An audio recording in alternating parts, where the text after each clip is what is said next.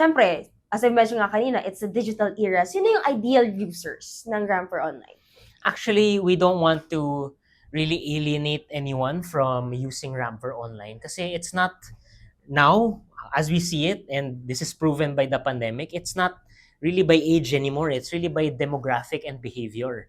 If you're digital first, if you really want to have access to your portfolio anytime, anywhere, right on your phone, right on your laptop, then Ramper Online is for you.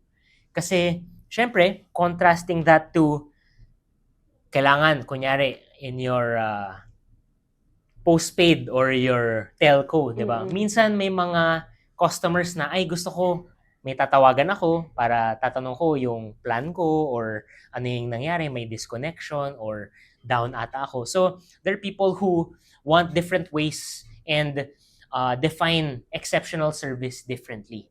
But with Ramper Online, we make everything very simple, very convenient, very seamless. Down to the last detail, no? Kasi yun nga, passion ko talaga digital. Even in terms of the design, in terms of the features, we wanted to make sure that we give the best experience to our RFFs. Make sure that they're on the right track and they're working towards their goals. So if you go into your Ramper Online, we have our charts there looking into the performance, no? Your linear chart for your performance over time. Meron din tayong pie chart to see your asset allocation. Ano ba yung allocation mo sa Fund A versus Fund B.